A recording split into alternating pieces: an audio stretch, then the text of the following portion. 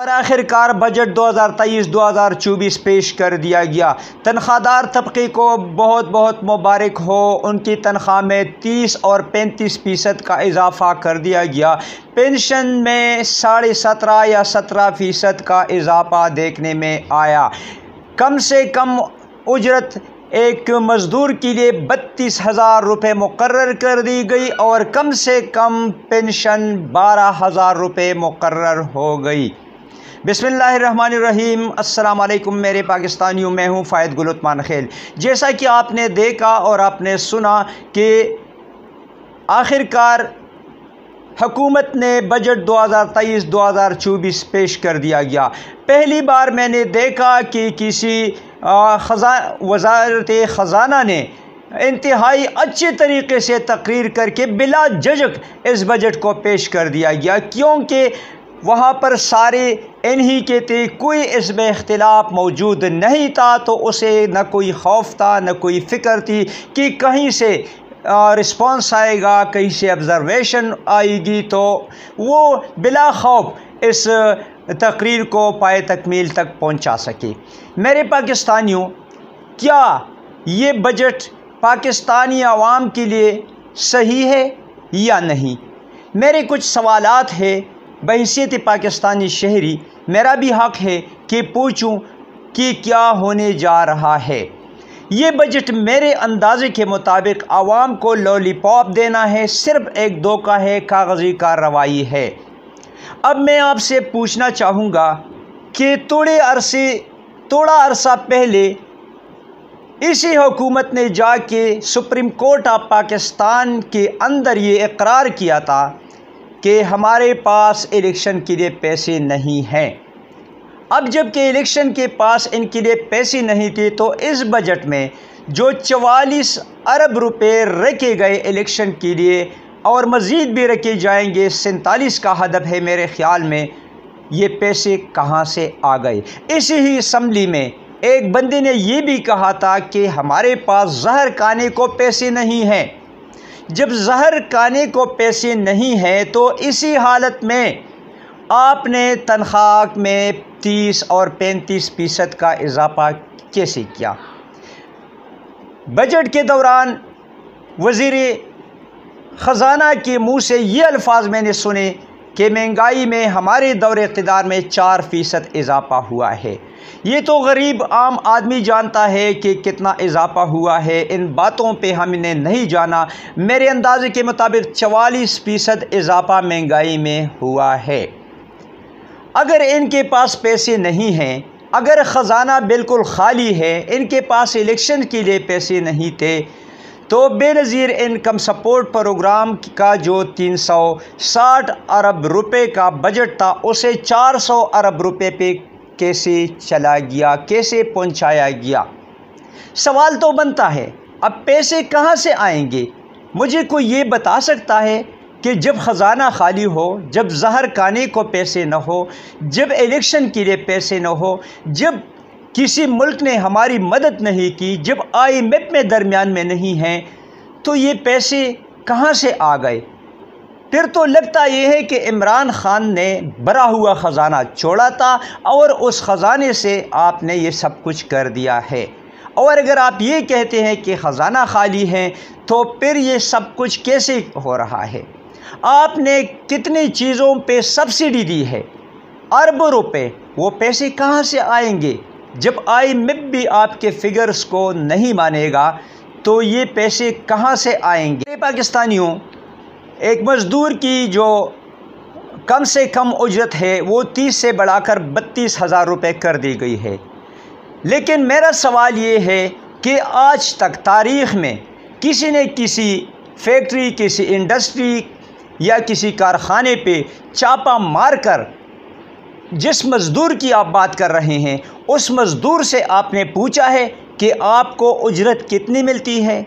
آپ کو کیا ہیلتھ انشورنس اور دوسری جو سہولیات ہے جو بجٹ میں رکھے جاتے ہیں اور جو آئینی حق ہوتا ہے، کیا وہ اسے میسر ہے یا نہیں؟ میرے پاکستانیوں، یہ سب کچھ جو ہو رہا ہے، یہ صرف اور صرف الیکشن کے لیے، اور یہ بہت معمولی عرصے کے لیے میں آپ کو بتانا چاہتا ہوں، یہ لوگ، یہ سیاستدان اکثر کہتے ہیں میرا نام بدل ڈالو اگر میں نے ایسا نہیں کیا، میرا نام پلا نہیں ہوگا اگر میں نے ایسا نہیں کیا۔ تو میں آج آپ کو سر عام بتا رہا ہوں کہ میرا نام بدل ڈالیں۔ اگر 15 سے 20-25 دن یا مہینے کے اندر ایک منی بجٹ نہیں آیا، اصل بجٹ وہی ہوگا، یہ بجٹ نہیں ہے۔ اصل بجٹ وہی ہوگا جس میں عوام کو رولے گا، جس میں عوام کا خون پیا جائے گا۔ یہ اصل بجٹ نہیں ہے۔ میرے اندازے کے مطابق یہ ہیرا پیری ہے الفاظ کی، کیونکہ جب خزانہ خالی ہے، جب زہر کھانے کو پیسے نہیں ہیں، جب الیکشن کے لیے کچھ دن پہلے پیسے نہیں تھے، اچانک سے پیسے کہاں سے آ گئے؟ کیا فرشتوں نے پیسے لا کے خزانے میں ڈالے، خزانہ بھر گیا؟ یا میری بات صحیح ہے، خزانے میں کچھ بھی نہیں ہے اور ایک منی بجٹ آنے والا ہے، منی بجٹ نہ آیا اور اس بجٹ میں عوام کو نہ رولا گیا تو میرا نام بدل ڈالے۔ مارک مائی ورڈز، لکھ لیں، نوٹ کر لیں، میرا نام بدل دینا۔ اگر عوام کو رولایا نہیں، عوام روئیں گے۔ اور 4% مہنگائی کی بات یہ کرتے ہیں، جا کے کسی غریب سے پوچھے، جا کے کسی دکاندار کے پاس جائیں کہ آج سے 14 ماہ پہلے جو چیز 10 روپے میں ملتی تھی، آج وہ چیز کتنی میں ملتی ہے؟ جو چیز 100 روپے میں ملتی تھی، آج وہ کتنی میں مل رہی ہے؟ جو چیز 1000 روپے میں ملتی تھی، آج کتنے میں مل رہی ہے؟ میرے خیال میں پاکستانی قوم کے ساتھ ایک ڈرامہ کھیلا جا رہا ہے، اور یہ صرف اور صرف ان کا مقصد یہ ہے کہ ہم نے ابھی الیکشن میں جانا ہے اور ہم یہ بیانیہ بنائیں گے کہ ہم نے ریٹس کم کر دیے، ہم نے مہنگائی ختم کر دی، ہم نے تنخواہیں بڑھائیں، ہم نے پینشن بڑھا دی۔ یہ نعرے کے ساتھ یہ الیکشن میں جانا چاہتے ہیں، لیکن عوام سمجھ رہے ہیں۔ اور پھر میرا پوچھنا یہ ہے، تنخواہ دار طبقے کی اور پینشن میں تو آپ نے اضافہ کر دیا، میں ان کو مبارکباد دیتا ہوں اور خوشی ہے اس پہ، لیکن ایک بڑا طبقہ وہ ہے جو دیہڑی دار ہے، انہیں کیا ملا؟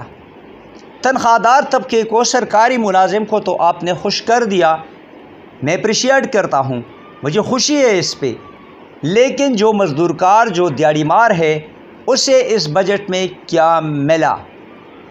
سوالات بہت ہیں، لیکن جو سوالات میں نے پوچھے ہیں ان کے مجھے جوابات چاہیے۔ کیا IMF کو آپ کا یہ بجٹ قبول ہوگا؟ کبھی نہیں۔ آپ نے ٹیکسز بھی معاف کر دیے، ٹیکسز کا دائرہ اختیار جو ہے وہ بھی نہیں بڑھایا، آپ نے ٹیکسوں میں اضافہ بھی نہیں کیا، تو پیسے کہاں سے آئیں گے؟ کل جب آپ لوگوں کو تنخواہیں دیں گے، 2-3 ماہ پہلے آپ کہا کرتے تھے کہ پلا صوبے کے پاس تنخواہ کے لیے پیسے نہیں ہیں، پلا صوبے کے پاس نہیں ہیں، تو اب آپ نے تنخواہیں اور بڑھا دی، تو اب یہ پیسے کہاں سے آئیں گے؟ سوال تو بنتا ہے، اور سوال کرنا ہر پاکستانی کا حق ہے، پیسے کہاں سے آئیں گے؟ میرے پاکستانیوں، یہ تو تھی بجٹ کی بات۔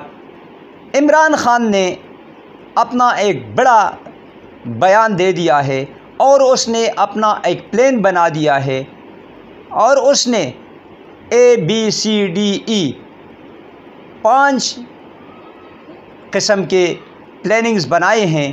اگر ایک فیل ہو جاتا ہے تو دوسرا نہیں، تیسرا نہیں، چوتھا نہیں، 5واں۔ اس نے 3 بندوں کو صرف عمران خان کو پتہ ہے، اور وہ 3 بندے جن کے درمیان، جن کے مابین یہ ڈسکس ہوا ہے، اس نے ٹکٹوں کی تقسیم بھی کر دی ہے۔ ہر حلقے میں 2 بندوں کو انہوں نے ٹکٹیں دی ہیں، ایک بندے کو ٹکٹ دی ہے، اگر وہ گرفتار ہوتا ہے تو دوسرا بندہ بھی تیار ہوگا۔ گرفتاری کی صورت میں کیا کرنا ہے؟ عمران خان نااہل ہو جاتے ہیں، جیل چلے جاتے ہیں، پھر کیا کرنا ہے؟ یہ سب کچھ عمران خان نے پلان کر دیا ہے اور جو 3 تھنک ٹینکس ہے انہیں سب کچھ بتا دیا ہے، باقی عوام کو ابھی پتہ نہیں ہے۔ لیکن عمران خان نے آئندہ الیکشن کے لیے اپنی پوری پلاننگ کی ہے، اور میرے اندازے کے مطابق زمین پر جو پلاننگز ہوتے ہیں تو یہ ناکام ہوتے ہیں۔ پلان وہ ہوتا ہے جو اللہ بناتا ہے۔ ویسے تو پلاننگ مجھے یہ لگتا ہے کہ خیبر پختونخوا مولانا فضل الرحمان صاحب کا، پنجاب نواز شریف صاحب کا، بلوچستان اور سندھ بلاول بھٹو زرداری کا، اور وزیر اعظم بھی بلاول بھٹو زرداری۔ یہ ہے پلاننگ ان لوگوں کی جو زمینی پلان ہے، جو زمین پہ لوگ کرتے ہیں۔ لیکن اوپر سے جو پلان آتا ہے اللہ تعالیٰ کی طرف سے، وہ کیا ہوگا اس کا انتظار کیجئے۔ بہت جلد، زیادہ سے زیادہ 3-4 ماہ میں آپ کو پتہ لگ جائے گا کہ اللہ تعالیٰ کا پلان کیا تھا۔ اللہ تعالیٰ ہمیشہ حق اور سچ کے ساتھ ہوتا ہے۔ پاکستان زندہ باد، افواج پاکستان اور پاکستان انٹیلیجنس ایجنسیز ہمیشہ پائندہ باد۔ والسلام فی امان اللہ۔